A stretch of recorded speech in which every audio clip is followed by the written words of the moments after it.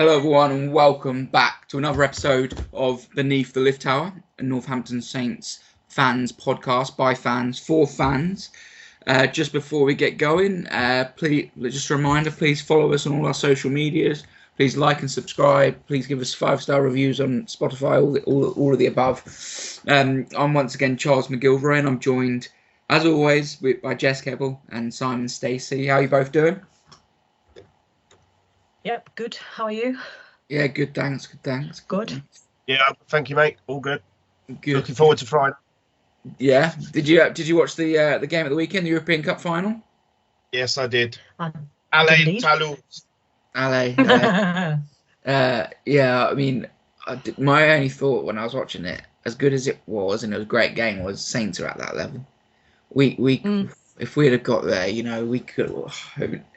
I didn't think either team, it was a great final. Don't get me wrong, but I didn't think there was anything so high standard or so beyond Northampton at the moment. It was gutting not for them not to have made it. Apart from Dupont. Yeah. Always that a man Dupont. He's not human. That man is not human.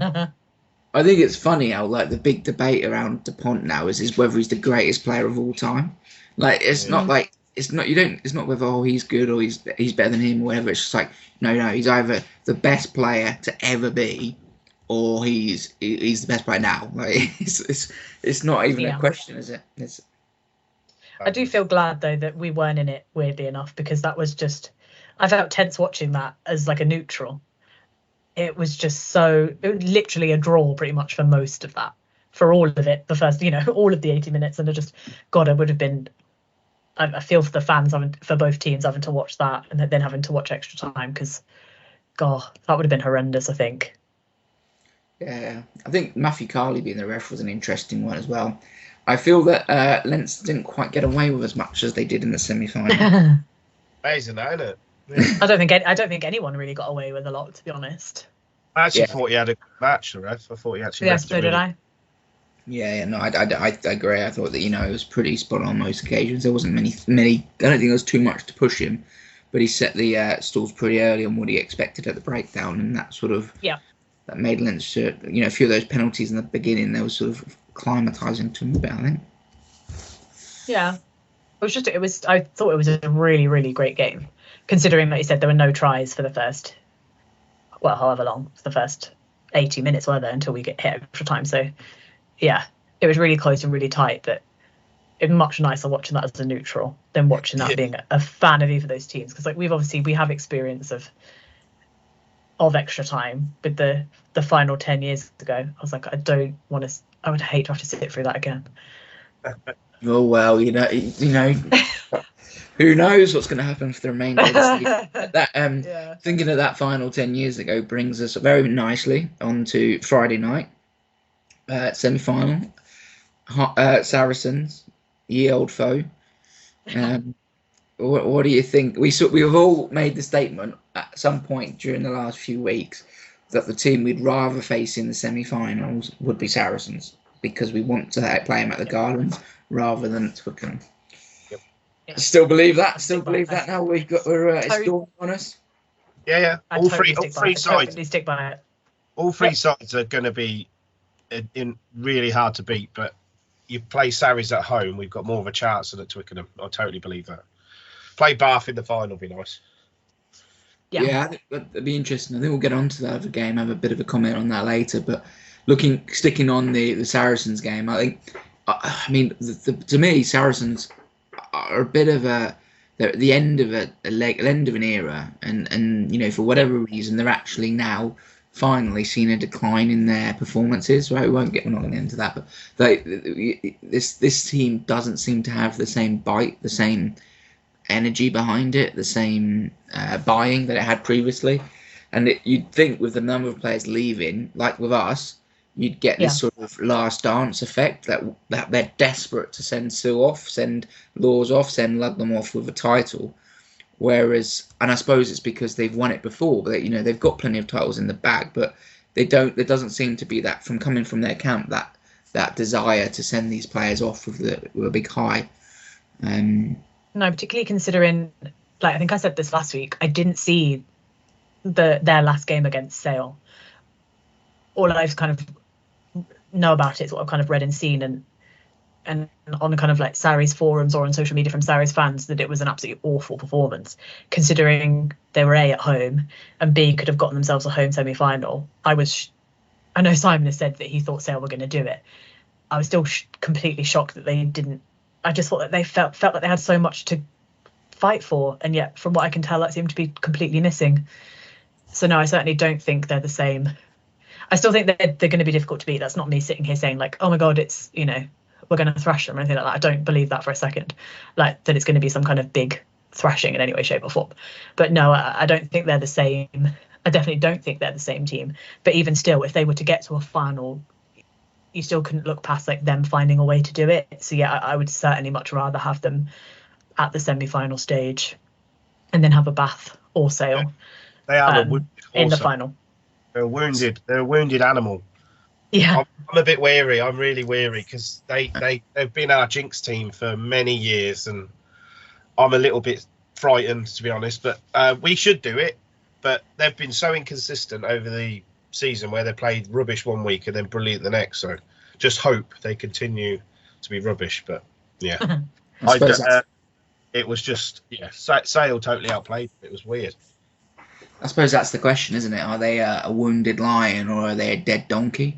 You know, I think, and the thing with it, people have said it, is they aren't in form. They don't seem to have the same desire or buying as a lot of them. You know, they came up against Sale, who, you know, in on paper, in terms of style of play and what they're looking to achieve, are very similar sides. But Sale have bought into it. Sale have got the bit between the teeth, to go back to the horse references. They seem hell bent on winning the season, winning the league. You know, whereas Saracens don't seem to have that. But they've got the know-how of how to do it. It's ingrained in quite a large number of those players that they've been there, they've done it, they know how to do it. You know, it's often the case of you have to lose several finals before you can win one, because you've got to go through that turmoil, through that experience to come strong. And, you know, there's one thing with that Saracen side, is there's a hell of a lot of experience in there, which, you know, other than a couple of players, we don't have. Yes, it's going to be one of them games. I don't think it'll be a high scoring game unless they don't turn up. I'm just a bit worried, if I'm honest, because it's weird because I for some whatever reason I feel the total opposite to Simon. Like, I have perhaps too much confidence going into Friday that like I just think we're going to win. Like, I really do. But I also do not think that the Saracens that showed up against Sale are going to be the Saracens that show up against us. I don't think that. I do think they will turn up. I just think having the experience of having beaten them twice this season, plus being at home, plus probably the confidence from that we'll take into it, I think will be hard to beat. And normally I feel the opposite way. I always feel like Saracens will be hard to beat, but I actually feel like that will be hard to beat. So what are we expecting from Saracens? What are we expecting them to come to the Gardens and try and achieve? I have no idea. No, I really don't know. I'm just that's the hard thing. It's like you normally say like Saracens are always going to show up and they're going to get, but you know, you take that performance against Sale, the fact that they had a lot to play for and they didn't turn up. It's a weird thing with Saracens this year. Like you've already kind of hinted at, Charles, like not just the inconsistency, but just not knowing how they're going to turn up, not just in terms of how they play, but the attitude too. Like there's definitely something different in that camp than there is normally. There are some kind of questions about the cohesion of them as a group, but it doesn't take much for them to turn it on, and they're certainly going to want to try to do that on Friday night. Yeah, I mean, I think they're gonna come and they're gonna be very much back to basic Saracens. They we kick an awful lot for a side. You know, we do kick a lot, and we have a reputation for being this wide attacking side, but we kick an awful lot. Saracens kick more, however. And so, there's a difference in the way that they do kick. Whereas we kick for field position more often than not, they kick for competition more often. They'll put a lot. You know, Van Zyl will probably start at 9 for them, and he'll be putting a lot of high balls up there. And with Lewington and Payton basically in the side to chase. You know, our wingers are going to spend a lot of time running backwards. Furbanks or Ram or whoever is going to have to deal with an awful lot of high balls. But it's almost like if you can meet that challenge, you sort of get into a backwards and forward with them. Yeah, and I do think we will. Yeah, I do think we will meet that challenge. And I think that, and then I just think that we're very good when we have ball in hand. So as long as you are attempting to meet that challenge and you are trying to compete and get the ball off them, then we would be in a good place. You just never know, do you? It's such an unknown. I think that if we play our game the way we played it when we beat them twice, which is just playing how we play and how we love to play, then yeah, that's why I've got the confidence to win. But there have been a couple of games this season where we haven't turned up like that, and that's the question, isn't it? I mean, against Bath we didn't turn up like that, but it was a very different team. However, it wasn't a very different team against Bristol, and we didn't turn up for that. You play like that, you're not going to win. However, you play like you did against Saracens twice and Leicester at home, etc., then yeah, I've got the confidence that we can get the win. But it really is a question, isn't it? I mean, we've not been fully consistent either, have we? We've had a couple, not many to be fair, but we've had a couple of shocking performances in there. And if one of those comes out, it's not great. But I certainly do think that they're going to have confidence, from beating Sarries twice, but they're also going to take probably, I know obviously we lost against Leinster, but there's probably going to be a lot of confidence to take from that too. The fact that we almost had them, we almost had them there. And they will have learned a lot from that, because I think the team that plays Friday is obviously going to look pretty much identical, I would say, almost to that team against Leinster. So I think, ironically enough, having been in a semi-final and having lost, but having only just lost to a team like Leinster, actually could help us rather than hinder us. Yeah, it's all down to the weather as well, I suppose, isn't it? Yeah, if it's wet, we come, and the referee. It's Christoph Ridley, isn't it? I don't know if you guys knew that. He likes a fast-playing game, so that could be to our advantage. But yeah, I mean, the weather is a big factor, isn't it?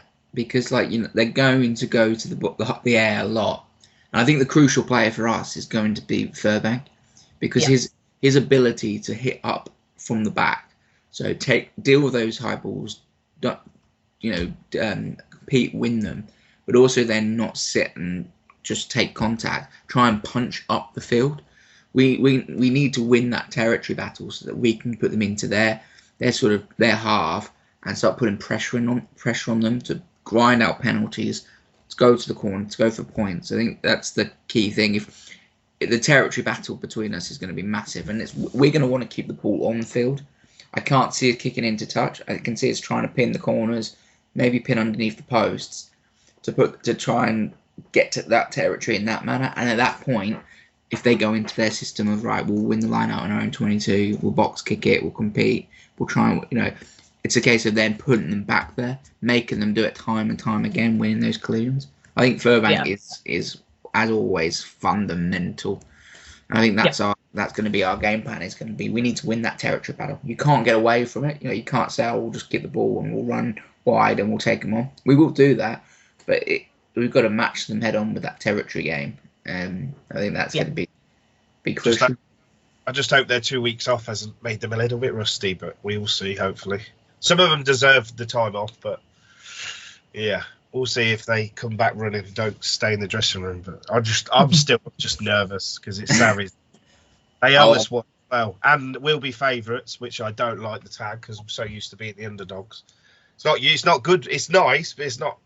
I'm not used to us being favourites. But yeah, it's nice feeling, but it's always pressure. Yeah, pressure. I feel like it's weird as a fan to have that kind of thing, that you're the favourites, but also you've got to think that these guys now have played in, 2 knockouts in Europe where they were the favourites, and that didn't affect them.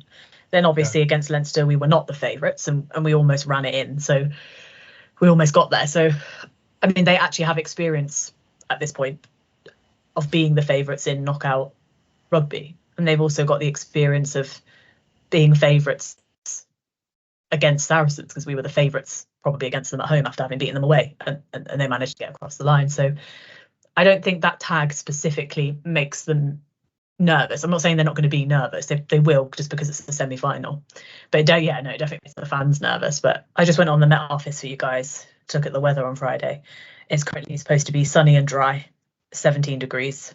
Running rugby. 16 degrees, sorry. So running rugby, yeah. It suits us. I'm not sure you can rely on that at the moment too much. The weather is it will change. It will 100% very change. changeable. So that means rain and sleet, no doubt. Yeah, it's interesting. Snow now. It's interesting that Ridley is the referee. I think he's a okay referee and all this sort of stuff. But what was funny about he was actually the fourth judge, whatever, the fourth umpire, the fourth referee on the weekend. And there was an incident when they I think it was Toulouse took off an injured player. Yep. And it was a front row, and he was like, "Yeah, it was the hooker." Yep. And Carly had to come over and say, "No, you're wrong. The player can stay on." And like that. It was a hooker. It was the 16 went off injured, didn't he? And it was can we bring the 2 back on? That's only been changed recently, though, hasn't it? It's only allowed front rowers. If you've run out of substitutes, you can only bring a front rower back on. That hasn't been around forever, so maybe forgot. Which isn't good. But it also looked a bit more like he said he was trying to clarify, like, because sometimes there is a bit of confusion and things can be. I don't know. I think he should have just known the rules there. I think because the rule of if a front rower goes off injured, but the previous front rower has gone off tactically, you always be allowed to bring them back on, right? So it doesn't go so uncontested. I just think the fact that he was in that moment almost a bit panicky. I mean, that makes me worried that like what it's going to be big moments of the week and Friday night and. I wouldn't say it makes me worry. I'd say that it's better that he panicked and sought clarification than in that kind of environment. Like, I think sometimes we forget that they're human, and sometimes you might forget something, or you really do need to clarify, or you're just not sure. I think it was better that he just took the initiative there to be like, I'm not sure, and I'm going to get this clarification. I don't think that's what he did, though. I think he took the initiative to tell Carly that he can't bring the player on. That's what I interpreted. Yeah, I didn't hear enough of the conversation, to be honest. Yes, they've run out of substitutes, haven't they? They'd sub. Oh yeah, and it was definitely they ran out of subs. Yeah. Tested scrubs. He's like, no, because it's a front rower. You are allowed to bring him back on. He's like, are you sure? He's like, yes. Okay, go on then. Give him his due. The other one's Luke Pearce, isn't it? You're doing the semi. Yeah. So him, Luke Pearce, and I'd say Sarah Cox. They're probably our top 3 refs. So we've got two of the best 3. That's just my opinion. Other people have other opinions. I also think as well that when we played Leicester at home, he penalised us a lot. So we came away with a convincing win over Leicester there, but we were penalised a lot by Ridley. So I'm assuming they will have that in mind. That he's definitely not someone that necessarily lets everything go. Some refs do, some refs don't. That's personal style, I suppose, sometimes. But there was a lot of being pinged for us at the breakdown and just generally. So I'm sure that will have been a focus during the week of what is he and is he not going to let go. And it's most likely that most of it's going to be pinged if something does happen. Yeah, thinking back to those instances, I mean, in that Tigers game where, as a former Leicester and Tigers employee, Christopher Ridley was in charge, and in that game, thinking back to it, a lot of the decisions, they were largely right around the breakdown, and it was Tommy Rafael getting over the ball, or Visa getting over the ball, and then the other ones were a lot of scrum penalties where he seemed to favour Dan Cole, and whether that's because there's a reputation that comes with Cole, I don't know. But when you apply that then to the Saracens game, they don't have necessarily an out-and-out breakdown specialist. They do have Ben Earl. Ben Earl is terrific over the ball. He's a hell of a player, and he's an absolute built to get over the ball. His body shape is just ideal for getting in over the ball. So I think, there's a hell of a likelihood that is a weakness that we have, and that could be a way where Saracens go well. Scrum wise, if they come with Judge or Riccioni, I think, to be honest, we've got the upper hand there. I think it might be a good idea to go through some heads in the team, but I think Ben Earl is probably the player when you look at Saracens and think, bloody hell, he's a good player. We need to keep him quiet. And how do you do that? I don't know. You send Laws through him at the first minute of the game and hope he survives. But walks off the pitch, you know. Yeah, Laws is well, haven't they? Laws is going to have to be at the top of his game. He's quality as well, that boy. Yeah. Okay. You look at their side and you know, like I say, let's go through a few head-to-head. You know, front row, we're probably expecting from them it's going to be Vunipola, George, and Judge. I think we're probably thinking Waller, Landon, Davidson. Yeah, I was going to say we should use this as well to go through like our 1 to 15. Yeah, that would be mine. Yeah, Waller, Langdon, Davison for me. Agreed. I think no scrums, you know, it's a unit thing. It's not just the front row. But I'd say we probably, in terms of the set piece, we've got an advantage over them. They're not a particularly scrum dominated side. It's not a focus of theirs. We've come on leaps and bounds under Ferguson, and when you add Mills and Davis in that tight head role, we've gone incredibly better. So I think we've sort of got the advantage there. I mean, going into the second row, they've got a big name, Mario Toje, who is a nuisance beyond nuisance. And they're probably going to have Tizard in there, or maybe even McFarland, who, I mean, McFarland is a phenomenal player. His line-out ability, his handling around the pitch, his athleticism is insane. But, you know, you compare that to, we've got a Toji type player in Alex Moon, big physical lad, impactful. And then we've got a player sort of like McFarland in terms of he's an athlete, and he's a strange sort of player in that second row, that sort of 5 position in Alex Coles. That'd be my 2. Agreed. Yep, agreed. Don't see any reason to change that. Yeah, I think the interesting thing though to say about Itoje is he can be a nuisance and he can also be a penalty machine. Something that I've noticed this season really in particular, perhaps because I've just, I don't know, paid more attention, but he can sometimes give a lot of penalties away, and he's done it for England too. And that's probably really why I've noticed it, because I tend to watch. I don't make a habit of watching Saracens week in, week out. Like, it's on telly, I'll watch it. But you kind of notice for England in particular, he can give a lot of penalties away. So like you said, you throw Laws in there and a couple others to try and at least attempt to compete. You could push him into giving penalties away. Like, it certainly is a possibility. And so they certainly need to have identified that he is a fantastic player, and there's a reason he's an international player. But he can be a weakness if you target it. I think that comes down to the fact that he's so bloody big, yet so athletic, and he gets through a hell of a lot of work. So whilst he's a big second row like Moon, you would never imagine the stuff that Toje doing that like a Moon would do, or a big second row like Will Skelton, for example, would do. Like, he gets through a lot of stuff on the ground, a lot of bits and lots of sort of gritty work. But because he's so bloody big, it's so obvious. Like, he can't do it undercover. He can't be like a Richie McCaw or a George Gregan or a Phil Waugh sort of character and get away with a load of stuff because he's sort of doing it on the sly. He's so big, it's so obvious. You've got this enormous bloke just sort of hands on the wrong side, and that's sort of probably the reason why he gives away more penalties. But I agree, he can give away an awful lot of penalties if he's not in the right discipline. But what's interesting with the point we've just made there is the type 5 that we've sort of agreed on largely has been the type 5 for the majority of the season. It's a very settled type 5. You know, we're not every week going, it should be him, or he deserves a shot. That it's a very established pack we've sort of built. You know, in the back row.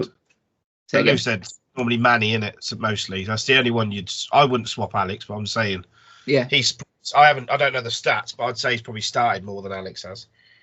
But yeah. I mean, I think possibly, probably close, isn't it? I think they both played an awful lot of games. I think. But I think they both have played enough that they're both established, isn't it? It's not like one has played significantly more, or so they're probably fairly equal, and so that also is a benefit because whichever one starts, the other one is definitively going to be on the bench, right? So it's useful. So Alex Waller this season has started 13 games. Okay. Right, let's play Price is Right. Higher or lower? Higher. It's high. Oh, It's got to be wait. lower, surely. It's got to be lower. Manny must be. Oh God, I'm under pressure. When someone says do maths quickly, I'm under pressure, and I can't even think of how many games we've actually played. You've got Europe as well. It's got to be lower. We're going lower. I'd say 11 or 12. No, how many is that? Oh, yeah. I'm going lower. It was like, oh, All right, we're looking lower. Lower. Yeah, we're Jess. locking a couple lower. Yeah. Well done, you've won the cuddly toy. He's had 7 appearances starting this season. That's quite a bit lower than I was expecting. So isn't I thought it'd be a bit more even, but it's almost Waller started twice as many. So we're anticipating Waller, but what it does show is that the consistency in the established pack, and we've got the depth of the likes of Elliot Mills, Matavesi, Iogan and Timo, etc. come in. You don't feel a loss. They've got good depth as well. I feel like it will literally, particularly with like between Manny and Waller, it will just come down to the experience needed in a situation like that. I think Waller obviously just has more, and like Iogan is obviously going to be our starting one when Waller retires at the end. But I just think in that case you just need the experience to come on and do the job, and so I think that's perhaps why. But yeah, I still wouldn't feel like it's a loss if they decided to switch that around. No, and so then we get into like the sort of the crown jewels of both sides, the back rows. I mean, the talent, like I'm expecting them to come with Gonzalez, Billy. Maybe Billy or maybe Willis. I'd go Willis. Yeah, I'd go Willis. Right. Either way, you've got Willis and Ezekiel in the mix as well, right? So, that is international standard back row. You think, well, that's probably as good. But then, Courtney Laws, Lewis Ludlam, Tom Pearson, Augustus, Graham. I mean, the names amongst the back rows of both sides are just tremendous players. I mean, looking at 6, I mean, Gonzalez, as good as he is, I mean, he's got a long way to go before he's Courtney Laws, isn't he? Yeah, he's fantastic, and I know we were interested in him. I know it's reported that we were interested in him, but no, he's not. He's not Courtney. Nobody's Courtney. That's just the reality of it. Yeah, I think they both bring similar things to the pitch. Both good line-out options, obviously, but then Laws is probably the best line-out option. Like they're both great around the park, but Laws is the greatest around the park. Like it's, I think, both outstanding players, and he's a player. But then when you move to the other side of the scrum, Earl is one of the best on-form players in Europe at the moment. Star of the Six Nations. Ball carrying is just unique, fast as hell, but also makes gaps. So that's why I like him as 7 rather than 8. He's not a traffic runner. He's as big as well, isn't he? That's the thing. He's so big, but he's so fast. It's something we noticed. What sprinters build, isn't he? Yeah. It was something I noticed when we played Sarries at home. I believe he came off the bench. He did, and obviously they didn't win, but he made a hell of an impact. Like you always notice him. I think he scored about 2 or 3 minutes after you come on. He charged down and scored, didn't he? He did charge down and kick. Yeah. He's on the form of his life.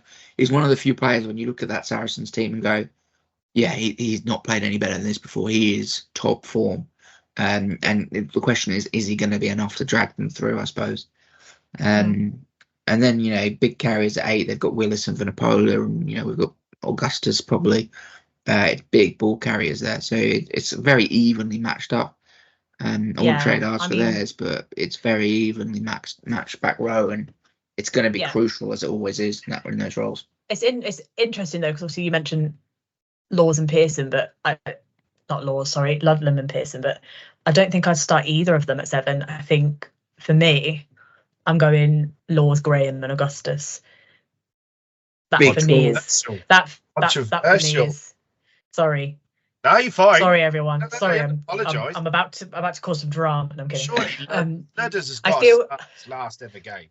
I don't think he's on form enough to start him. That's just me being honest. Agree, but and I don't think Pearson. I don't think you start him when he's just come back from an injury either. And I just think that Graham and Augustus have just been on too good a form for me to not start them both. And we have had Laws, Graham and Augustus start together multiple games, and it's worked incredibly well. I know you want to. I still think that they're going to go for Ludlam anyway. I don't think they're going to do what I'm suggesting. It's just for me personally. Look, he's a club captain. I get that, and we've had the discussions, but he isn't on the form I would expect, if I'm being completely honest, to start a semi-final, and that's why I would go for those. If I was picking, I would actually agree with you on in player form, but I can't see how they won't start Ludders. I just for I know you can't play with sentiment, but that boy he'll play no legs if he had to. I don't think it's about sentiment. I think it's it's a semi-final. Yeah, form goes out the window. And it's funny, we were chatting before, like I found this like a last season's jersey in a box today. I'm packing a box and I forgot I even owned it, but it's got Ludlam on the back, and it just reminded me of the player that Ludlam is, and it's like Ludlam starts no matter what, is my view of it. Like he's just such a phenomenal human being and a force of nature, and I agree he's not the force of nature he was a year ago, but no matter what, he starts in my view. I think, like my view, if I was picking the side, I would go hell for leather, Laws, Ludlam, Pearson. Really? Yeah. I would. Yeah, I don't think you can cut Augustus out just with what he brings. I'd go. Let's go hell for leather at the breakdown. What Augustus is phenomenal. Don't get me wrong. What is his key strength? Ball carrying.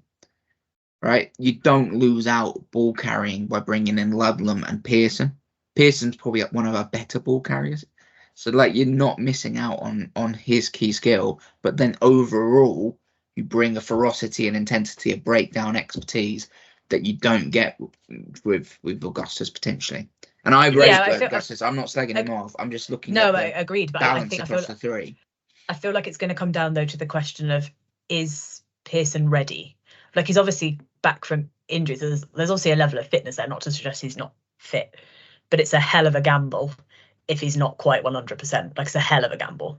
Yeah. When you've got someone like Augustus who is in form and is just everywhere at the moment. He's a complete menace, and I can't see past. And I get your argument for it, but I'm still sticking with. I would still stick with my Laws, Graham, and Augustus. I'd have Augustus and Graham on the bench. I'd have two on the bench. No, they'll be involved in some, but they will be involved in a capacity, definitely. So I don't see the gamble. I mean, the gamble would be not having a fly off on the bench, but we don't do that anyway. So I'd have Graham and Augustus on the bench. So therefore, you can say to Pearson and Ludlam, go out there and just pull up trees for 40 minutes, and then when you've run them through them, we'll bring on Gus and Graham, and have fun doing that. Just blitz. I don't worry about it from a Pearson perspective, but I feel really bad saying it. I feel like I'm picking on someone. When we were playing Bath, Ludlam stood out as trying 100%, but being really poor. I feel like he stood out to me as being really poor. And like I said, form sometimes does go out the window, and sentiment probably comes in a little bit more. And you do want someone that's going to give 100%. I'm not saying that you don't. I'm just wondering if that 100% is better than the 100% that you're going to get from someone else. That's my question. I said I don't like to say it because he is the club captain and he's been so crucial for the team over the past few seasons. It's just for me in a semi-final, you've got to pick someone that isn't going to be a risk, and I'm just not sure. It just feels like a question mark to me. But he will give 110%. Like there's no doubt in that in my mind. Like here's the other factor, right? So we've all seen the videos, Ludlam in the changing rooms before the game, right? The sort of the chilling, the absolutely skin crawling emotions that he brings to that environment, right? What's the value in that? Because if you name him you can name him and you can expect 20 minutes, half an hour out of him. But if he's starting the game, that's what you're going to get. If you put him, because he's going to be in the 23, right? So if he's on the bench, you're going to get the same. Whereas if you're starting him and his mindset is ready to go out there and give his body for the team, then it's almost worth starting him for that, because it might bring 10% off everyone else. He's like our Maximus, isn't he? Our gladiator. Yeah, he is. he will die for you, like or like Sparta. You know what I mean? It's just I would change. I would have Laws, Ludlam, Augustus. That's what I think. I feel like I think that's the most likely, by the way. I do agree. You need an 8. You can't have an 8. Sorry, I'm not saying either of those two are 8s.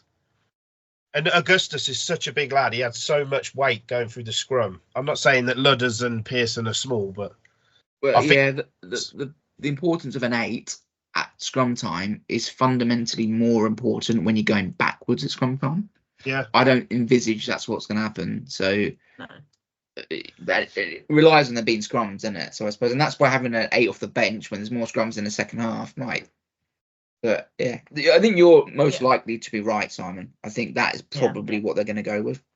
But yeah, I will be wrong. I will be wrong. I would definitely be wrong. But that's who I would. That's who I would pick if it was me. That's like who someone was like. That's who I think they'll pick. Oh, really? I would pick yours too. I would. Graham and Augustus have been immense playing together. So yeah, that's what I mean. They've been really good together as well. Like I feel like they've brought the best out of each other, both when they're not playing together, but also when they are. That feels big to me. And like to come back to like what you said about like Ludlam being, in the changing rooms and what he can get out of players. I just feel like we got 12 victories on the bounce without him. Like I don't feel like, I'm not saying it wouldn't add anything. I just don't feel like we're missing the extra 10% to want to go out and win. I don't feel like we're missing that just because he is not there. Like, I do think he can inspire, don't get me wrong. But I also think that so can Laws right now, who's been captain for a little while. Like there was a video of him talking to the players and he can get that out of them. I feel like Furbank could get that out of them. I feel like there's a couple of leaders there that can get that out of them. And so I just feel to me like the amount of penalties he gave away at Bath concerns me in terms of starting him, because they have, look, we're going to come on to 10 in a minute, but they've got a very, very good world-class 10 who will punish you if you give penalties away. You got to look at the team he was playing with as well. I'm not saying he didn't do bad, but he was playing with a team that wasn't the team that's going to play Friday.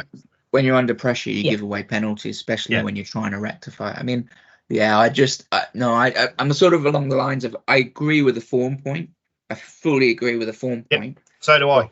I'm emotionally involved in the fact that I want them to play. I load them no matter what. It's like I don't know if you've ever seen the film Draft Day, where it's a good film. Go away, watch it. But there's a bit when Kevin Costner's character has a bit of paper at the beginning, and he writes a pick, and it's his pick no matter what, his team no matter what. And I just think that fits. I think Lewis Ludlam, the emotion of it is too much if we lose because of it, we lose because of it. But I think Ludlam just it has to be. But anyway, that's really interesting. The biggest debate we've had on selection probably all season is in the back row for the semi-final, and the talent that we're discussing is just insane. But we should move on to a place where there might be a bit of debate, but there might not be. It might be too clear. We can skip past 9 and 10. We don't. Right. Need well, they're probably going to come with We're not going to do that. And Farrell. And I'm guessing we're going to come with 100% going to come with Mitchell and Finn. Not James. Finn. Say again. Said not James. Not James. James is almost a bit more of a like for like with Van Zyl a bit. He's a bit more comparable to him, whereas Mitchell's got the X factor. But what those two they bring, they're just so different. The two pairs, I think Finn is very rounded and everything, but his decision making and his composure at the line is just world class. Whereas Farrell's drive is what makes him a special player. His desire to win, his aggression. And I must admit, like obviously we don't want to speculate about players on a team that we don't support and that we know nothing about. But I would think that some of the ways he's performed in some of the games I've seen, there is a bit of a question mark over the drive, and what still exists there for that club, considering all the kind of different things. And obviously there's probably a lot going on in the back room that nobody really knows about, but I think there is a question mark over that. But that doesn't mean that it's not going to click in his mind for Friday. It's last game. it, so he's going to be up for it. Yeah. Hopefully, it's this game. Yeah, hopefully. Part of me thinks he's still the player he is. He's still driving and pulling them along. But, when you sign to leave the club, are you pulling with the same, is your drive and your enthusiasm getting the same bite that it would have when you're already bought in? Are they? Yeah. You can't really say about the club and everything when you sign to leave, and you know it will matter to him, and he cares and he loves it, and he's making a decision for himself. But it's going to have a bit of a knock on that drive from if you're, I don't know, Nick Tompkins or Jamie George, and you've got this guy saying, everything about the club and all this sort of stuff. Well, you've signed to go, mate. So, we'll wait till next year and we'll have a go ourselves, sort of thing. Maybe I think it's sort of he's got the same drive. It's just the anchor's a bit heavier than it was before. Yeah. I think that there's a lot that's been going on with him, stuff that he's been open and honest about in terms of abuse online and stepping back from internationals. Like, there is a lot going on for him, and so you can kind of understand that probably has had an impact on his game. I think it's really difficult for it to not have an impact on that, really, because I think when we played them at home, I think Smith just completely outplayed him. Yeah, he did. Yeah. And let's not be wrong, if Finn Smith has half the career that Owen Farrell's had, he's had a very good career. Like, Owen Farrell's a world-class player, and he has been a world-class player. There's no way of slagging Farrell off. He's a class act. Any Saracens fans that are listening, like, he's in the list of the top lineups to ever play the game. I don't think that's in doubt or in debate. It's just usually everyone, maybe except Courtney, everyone usually has a period of time where things don't quite work in the way they anticipated. Form dips or things happen, and that's probably what's happened to him this season. But no, I don't want to suggest to anyone at all that he's not a world-class player, because he is, and I think he's going to be crucial to what team shows up for them on Friday, and whether he can drag everyone. Like I said, I think it's not necessarily him, but it's perhaps the difficulty of dragging everyone else along with him. Sometimes that's a difficult thing to do. Whereas with Finn isn't having to do that, is he? The way that he plays, the way everyone else plays, they've completely bought into it, and it's almost completely seamless between them. And that doesn't seem to be quite the way at Saracens at the moment. Yeah. Well, it's one of them, though, isn't it? It's when you sign. That's why I don't agree with announcing you're leaving when they do it, because I'm not going to say any player's not putting in the effort, but you're thinking of your big contract in France. I'm not saying Lewis is the same, but Lewis signed for Toulon, and it just doesn't seem to be the same. Because you've got to think, if I get one injury, that contract's gone. So I understand it, but I do understand it. Owen could be thinking, right, if I get a bad tackle here, that's my pocket in France gone. So, it happened to Cowan Dickey, didn't it? He was going to go to France, and that contract disappeared. I mean, he got another club in the end here in England. So but won't have been on the same money. I wouldn't have thought even close to what he was going to get. So, and that's the thing with France, isn't it? They've got such a high amount of money. I've totally forgotten the word, but you know what I mean. Salary cap. That they can afford to be ruthless like that, and they have been ruthless like that.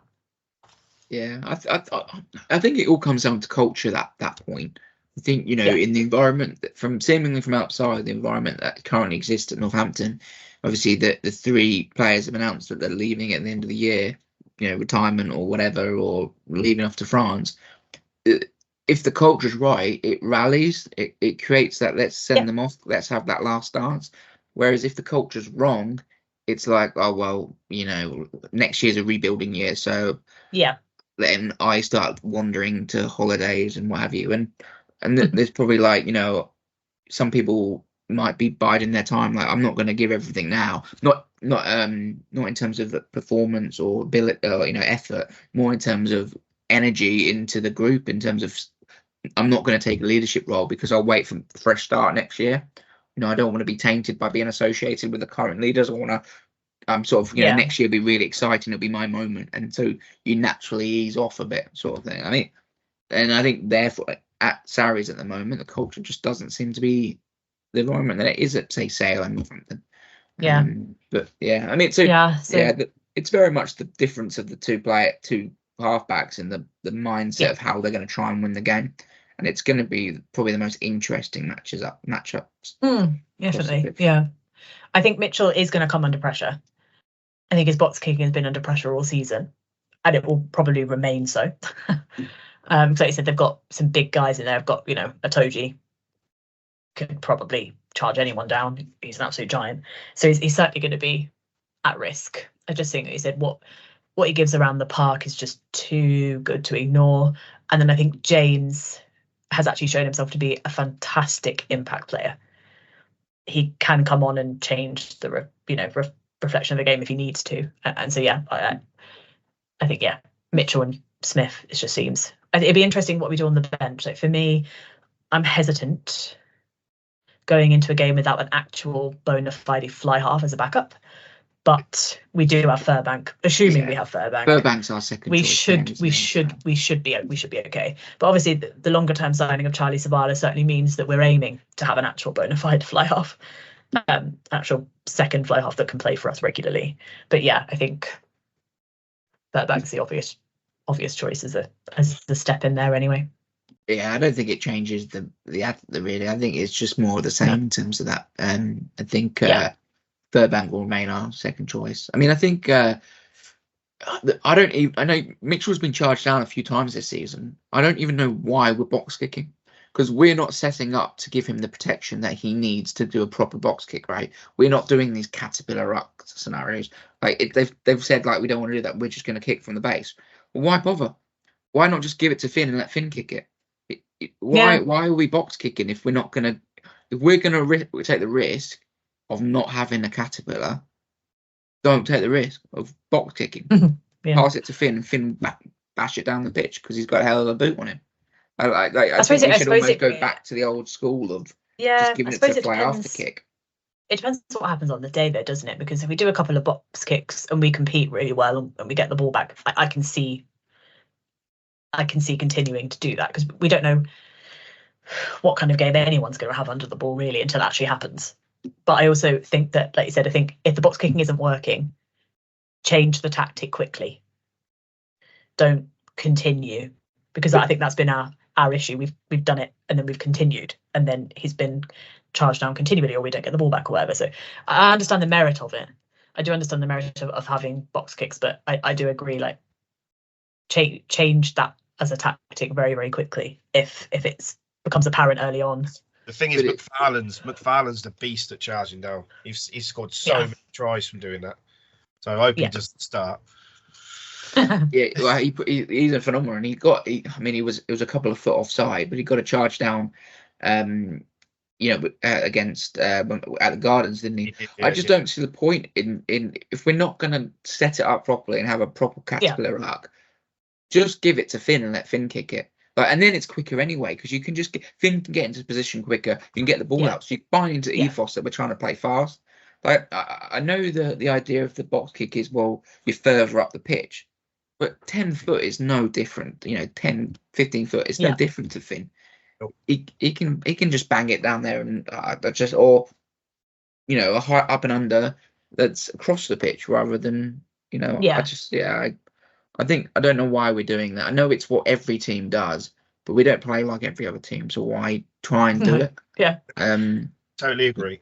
It was Clive Woodward came in 2000 odd and decided that box kicks were the future, right? And he was right to some extent, but like, you then got to set up and play it properly, and we don't do that. So old school, back to the fly half, boot it down the pitch, play on.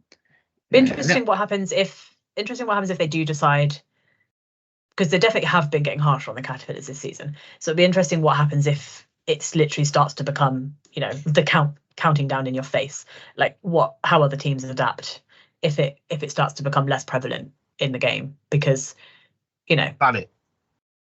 Simple.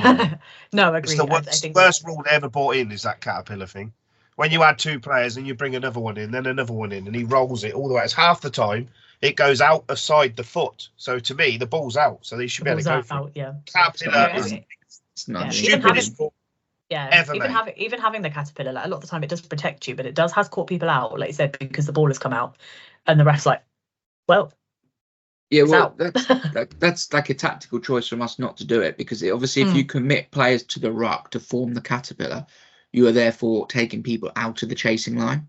Yeah. Your attacking line can't be as wide because you play it short because they're in the ruck. So it's a tactical choice not to do that, right? But then just don't do it. Just don't kick the ball from the base of the ruck, because you're more than likely to get charged out, especially when you've got Itoje, McFarland, Tizard, etc., Gonzalez. Yeah. They're all 6 foot plus. They're all athletes. Like, I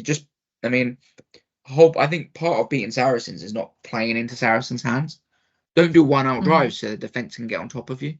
You know, attack the blind side, attack around the ruck, go back a bit more depth and go a bit wider, but don't play into the hands. And I think by box kicking without a caterpillar, you are playing fully into their hands. But yeah, that's my rant is over about that. It's just I don't even get annoyed with the caterpillars. I get annoyed with our refusal to do them and then still try and box kick. It's just stupid. It's just like, but anyway, let's move on from we were sort of going through back to centers first. Centers, right? Good. Dingwall and Tommy Freeman for me. Freeman, Dingwall next. international world class centers. Yep. Don't mess with it. Against what I'm going to say are two international centers in Tompkins and Sinti, was what I'd expect, who are overrated. I'd say Dingwall and Freeman are unbelievably underrated. I mean, it's no offense to Tompkins, but Jesus, anytime I'm watching for Wales, I'm like, what am I missing? Because I must be missing something, because I'm just not seeing it. I think it's a case of Wales don't have anything better, to be honest. But like, Tompkins has got an awful lot in international caps, and there are a lot of players who are a lot better than him who haven't got any caps. And I don't want to single out a player or anything like that, but I just think, you know, with Sinti as well, I've never seen a player run into touch so often. I just think that centre partnership is not a title-winning centre partnership, whereas I think our centre partnership is like a Lion standard centre partnership. I think it's the biggest imbalance in the squad in two teams is the centres. Yeah. Yep. I mean, we could wax lyrical about them, but I don't think we'll be here all night. I think it's just an obvious choice for both of them, isn't there? Like Dingwall, if Freeman can just find any line anywhere, it just appears for him, and Dingwall is just, I mean, the offloading game in particular is what I feel like sets him apart from some of the others, because that, alongside the rest of his game, and also his defensive work, I feel like sets him apart as well. He's just everywhere, and I've said this a couple of times on different podcast episodes. Like when I've watched the game back, you just realise when you're actually focusing on him how much he does. And how much you don't necessarily realise until afterwards. You're like, oh my God, he was literally everywhere. And he tends to be involved in pretty much all of the good stuff. Every time we get over the line, he's had something to do with it somewhere, whether it's a pass, whether it's a tackle, whatever it might be. I think both of them are underrated, but I think Dingwall in particular, I feel like he just is not talked about enough whatsoever. He's the one we miss the most when he's not playing. You can see the difference in play. If it's for me, we've got some quality players, but for me, he's the first player on my team sheet because he puts everybody together. No, I fully agree. Like, we're much worse side without him, and it's not that he's doing showboating, flashy things.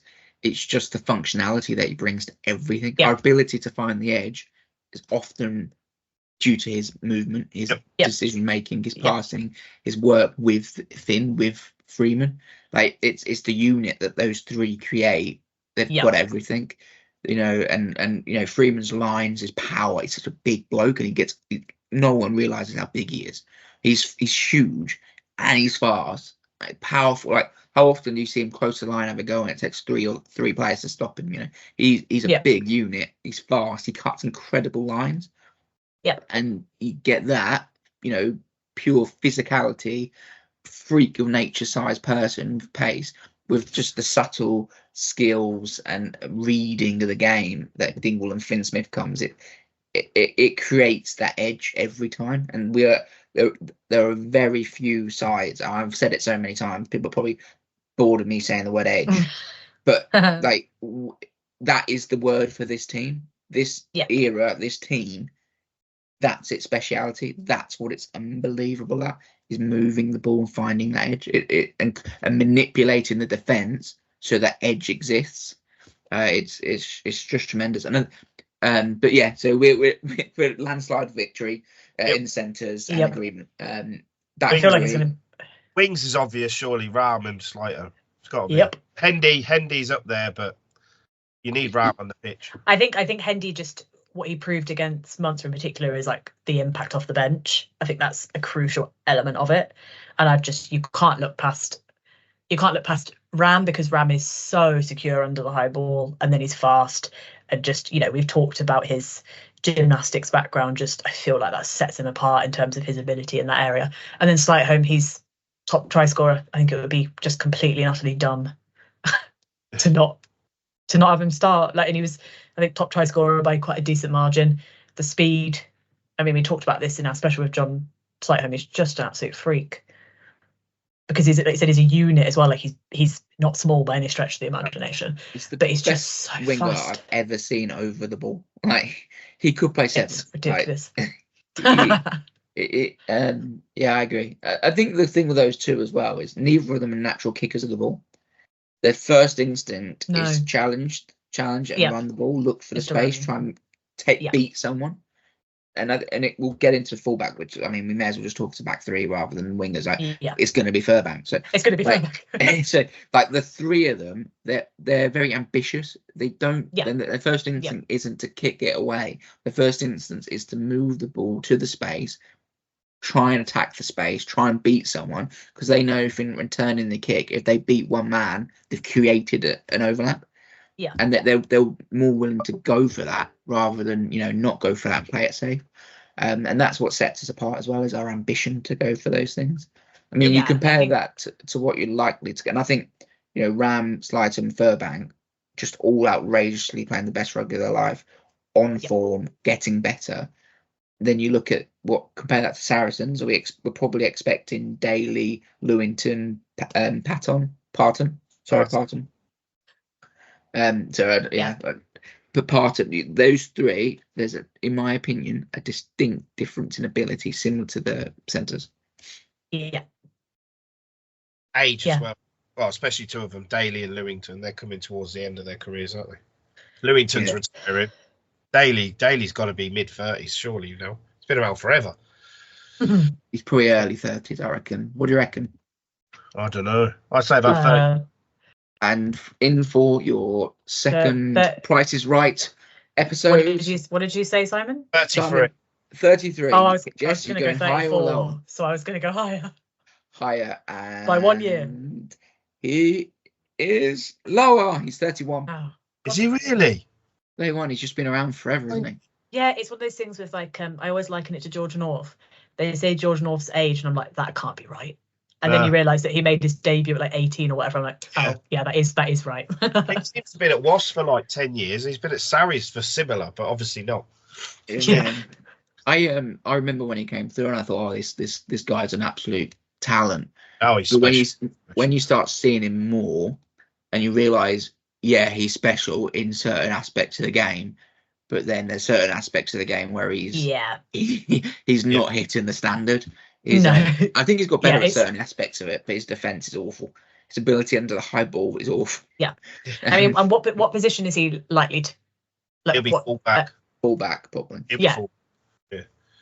Yeah. So you got to think, his chance of stopping anyone coming at him, considering the talent and the speed and the pace of who is coming at him. Yeah, and I just think that I think Furbank is much better under the high ball than Daly. It's not that Daly is bad, like, not by any stretch of the imagination, but I wouldn't say it's a strength, whereas it certainly is of George.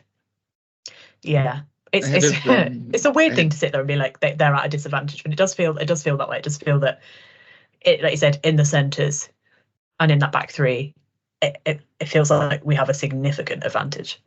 Yeah, it's weird sitting here actually going, we're better in every position than they're. Never ever said that. Sarri's it's weird, isn't it? It's there. Sat here going, he's better than him. He's better than him. So we better bloody win by at least 30 points now. We're all going to look like mugs, aren't we?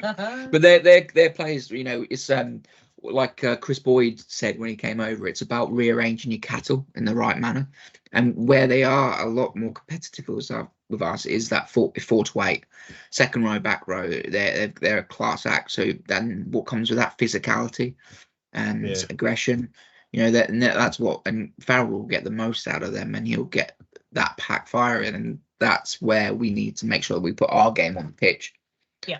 We're talking about Daly. I once, ahead of England versus Australia match, I was at a function with Michael Checker when he was an Australian coach. And I said to him, I support Australia, so I said to him, Michael, I'm telling you now, you need to just target Daly with a high ball, right? Bearing in mind that his ethos is, he does not like kicking the rugby ball. He just wants to run rugby, right? And he looked at me like, this guy, what on earth is he talking about? So, needless to say, England won the match. First game in the Six Nations, after the autumn, the Six Nations was England v Wales, and all Wales did was target Daly under the high ball, and it won them the game. Yeah. Just saying, maybe Michael should have listened to me. I feel like we just need to come back. What do you mean you support Australia? Where has that come from? It's Australian. I've always supported Australia. Yeah, I'm from Bedford, but my father's Australian, so I've always supported Australia. Oh, okay. See the accent you just put on then, yeah. Yeah, no, I was like, there's no one. I can't tell. Bedford, mate. Yeah, that's exactly how I sounded when I was talking to Michael Checker. Yeah. But anyway, that's very much a side point. But yeah, back to the game. I think that shows you going through it is we definitely feel that we've got an advantage in certain areas of the pitch. It's just those areas where they can parry up. Can they make the game that sort of game? Can they get it to OJ, Tizard, Earl, Gonzalez, the Vinopolas, etc., to make it that sort of game? And then it's a tough task. Yeah. Yeah. No, I do think I feel like we've talked up and we're making it sound like it's going to be easy. I don't think any of us think that. I think, do we have the advantage on paper? Sure, but there's something about Saracens that when they turn up, there's just something about them, and sometimes, quite often in the past, that's been unbeatable, but this season it has not. So it's interesting. It is very similar to the last semi-final at the Gardens where we won, which was such an amazing game. That whole corner of the stadium's been named after one player. But on that basis, after this game, which corner of the ground, what's more likely to be named after a player? Who is gonna have that moment? The Wood moment. Ludders. Ludders is going to score the win. Ludders, no matter what. I told you this. I don't think he's going to score the winner because I don't think he'll be on the pitch at the end of the match. But it might be the winner though. He might not score after he goes off. True. I think someone's going to whip it over to Courtney, and he's going to, because that guy's got some speed. That guy has got some speed, and I think he's going to do an Alex Waller against Gloucester and just run his way in. I think I don't another night like the Wood try though, where it's that close and we have to score a try. Yeah. It was amazing. I'd rather we didn't have that, but yeah. I want it done in it so I can just chill. On that basis, Matthew versus Youngs, who do we reckon's most likely to reenact that? That moment? Was so fun. Big Trev going to start swinging. I think it will be. Oh.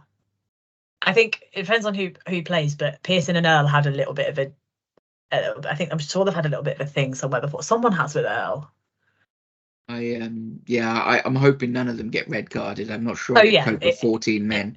Again. It is a good thing. I mean, boring in terms of not seeing it ever, but it's a good thing that seems to have disappeared from the game these days. We see cards, obviously. We see red cards for tackles and things, but moved away from the game in my opinion. Yeah, it's massively bad. That's what you should put it out. It wasn't a game back in the day unless Julian White was punching someone. I don't think it's a bad thing. I know that we won despite having that red card, but I'd rather we didn't. We didn't put ourselves in that situation. Back in the day, we played better with 14 for some weird reason. Sometimes you do, but I'm just like, let's not test that in a semi-final. Oh no! I don't think. At least not now. But again, okay. No, I don't think we do. I don't think we do have anyone. Saying that, Tom Youngs, loveliest guy you ever speak to off the pitch, but on the pitch he's so annoying. So everybody was with Celeste there, wanted to give him one. Even Youngs suggested that it was a good shot. So Celeste is still proper embarrassed about it. I've spoke to him about it before. He's so ashamed he did it. Yeah, he's probably ashamed that he did it. He's probably proud of the connection, though. I mean, that was yeah. Couldn't have been timed better. It was like I shouldn't have done it, but I will never punch anyone better than that in my entire life. The riptons on his face as he's just over the photographer man. It's just. I know. What perfect timing. This perfect overhand right on. Yeah, one of the nicest guys off the pitch, but one of the biggest cheats on it, Tom Young. Oh God, yeah. You can say that about like a lot of people. Where, their kind of on-field persona is so far removed from what people have said that they're like off it. But anyway, so taking a step away from, we're gonna leave the inevitable to the last part of the podcast. With just one little bit of time, let's have a look at on the Saturday, when we're either anticipating who we're playing or fed up with rugby and not bothered watching it, or just don't care. When we look at the Sale Bath game, any thoughts on that one? I know we don't normally look at other games, but I think it's sort of critical. Yeah, that's going to be a tight one. That Bath at home should be pretty decent, but Sale are a gritty, tight unit, and I don't think it's going to be a massive scoreline. It depends if Finn Russell turns up. Basically, it's all on him. I know he's a one-man team, but he is the magician. If he's working, the team wins easy. It's an interesting one because both teams won in their last game, but I feel like the win that Sale got is more crucial to their confidence than the win Bath got. Like the Bath win over us feels not completely the same as our win against Gloucester, but it feels a lot like how much can they realistically take from that when it was vaguely expected. Like it was expected that they would win. I sort of expected it would be a 10 to 15 point margin. Obviously it was obviously bigger than that, but I still expected it would be a decent, comfortable win. Whereas Sale had to, knuckle down and turn over Saracens when they both had a lot to fight for. And so I feel like Sale will have more confidence from their win than perhaps Bath. Bath will still be confident, don't get me wrong. I just feel like what they can each take from that game is very, very different. Like Sale can take from that, we turned over the multiple champions at their own ground. There's no reason we can't do that to Bath. All Bath have is, we beat a weakened Northampton team by 30 points. And it means less, I think, than the Sale win. So I'm still going to say Bath at home, just because they typically are very difficult to beat at home. But I certainly wouldn't be surprised with a Sale victory there either. Yeah, I think the on paper it's a no-brainer. The individual talent within that Bath side is phenomenal. Yeah. Like you said, Simon, like Finn Russell, he's outrageously talented. And then you go through their squad and it's just like talented. But the only thing I'd say is I think Bath are probably a year behind in their development than Sale. Sale obviously got to the final last year and they've had that experience and they're a well-oiled machine and Sanderson's a very good coach. And I just think that at the moment Bath is still relying on individual talent rather than being the complete package as a side. I wouldn't be surprised if next year they're unplayable. Next year they're by far the best team because they've got the individual talent and they've finally knitted it together, having had a couple of seasons to sort of develop as a side. Because it's always a long-term thing. It takes its time. It doesn't matter about it's like the Barbars. The Barbars put together the best teams of all time, but they don't just instantly put the talent on. And it's that they don't instantly beat international sides, for example. But it's that idea sort of expanded a bit in club rugby in the sense of it might take you a season or two to knit it all together and be a great side. So I wouldn't be surprised if next year Bath are the best team by a long, long way. But this year, I sort of think Sale are a year ahead of them. And while they don't match up necessarily player for player, they're a better organised, functioning team. And if they put pressure on Bath at Bath, maybe that individualistic talent that they've got will start to peel apart a bit. And I think maybe Sale actually pull out a bit of a shocker.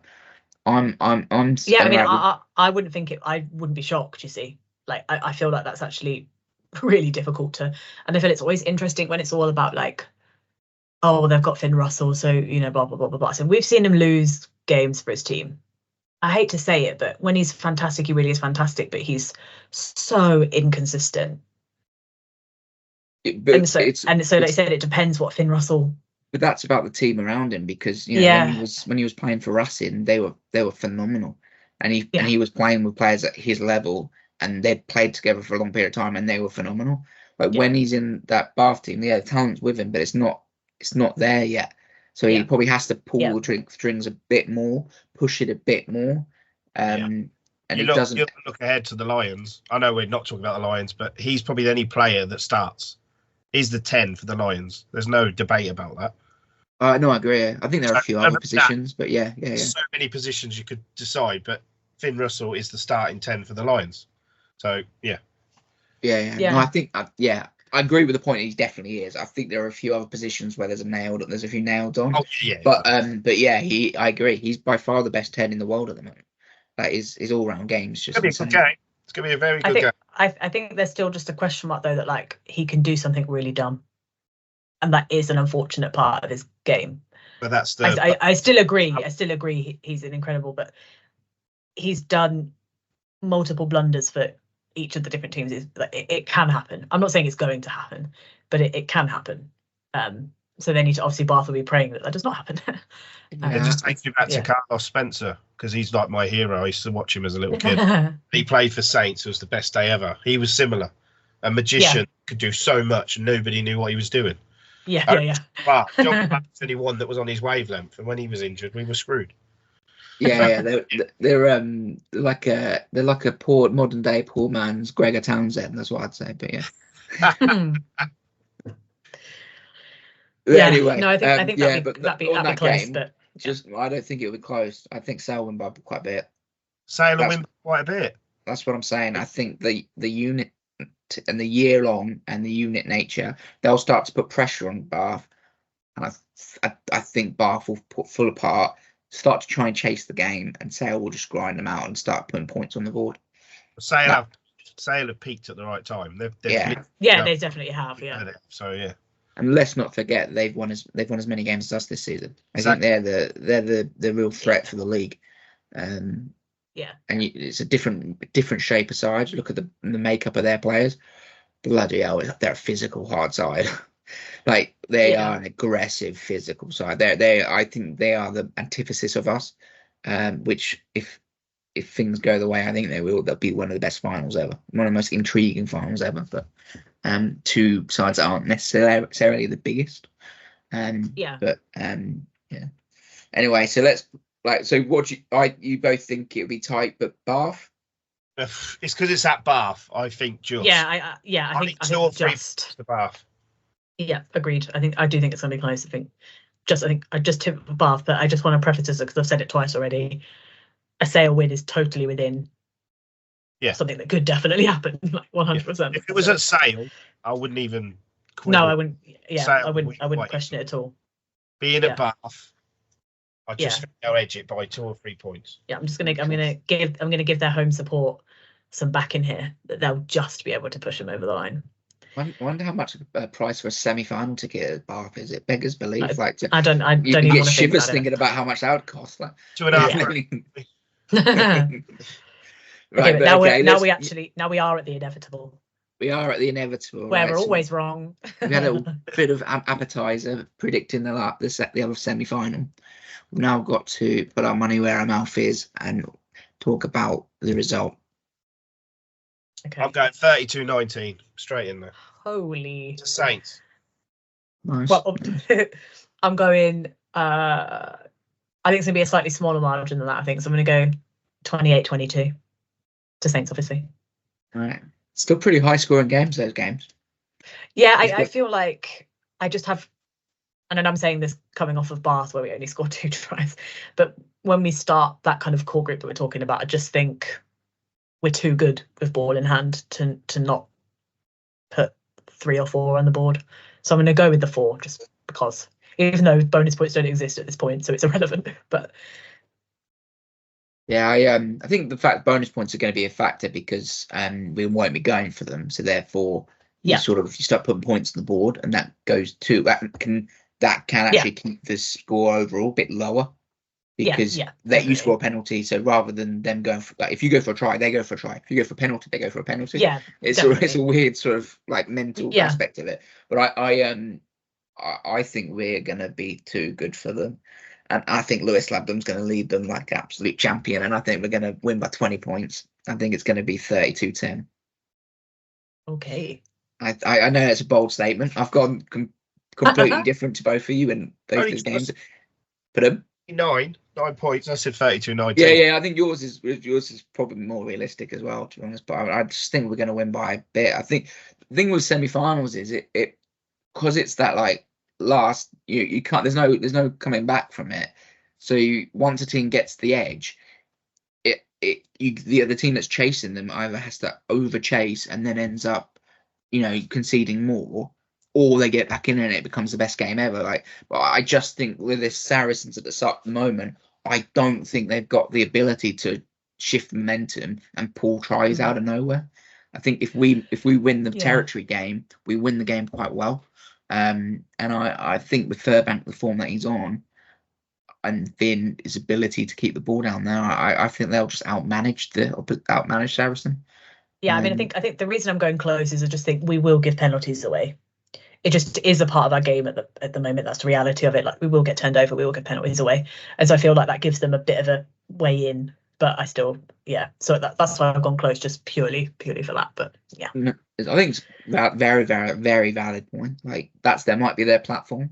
Their platform might be the breakdown and keeping them in the game and chipping away at and everything. So I'm just praying on that emotional speech from Ludlam at the beginning. We come out, blab away, and then it becomes a void game and we just put points on them. If we turn up and play our game, I don't think there'll be an issue. It depends if we just, like the Leinster away game, they didn't play for 60 minutes. So if they're switched on and they're up for it, I don't think Sarries have a chance. But it will just be what will be, eh? Yeah. What the perfect way to end the show. Thank you very much for everyone for listening. Please like, subscribe, follow us on socials. It's goodbye from me. Goodbye from me. And it's goodbye from me.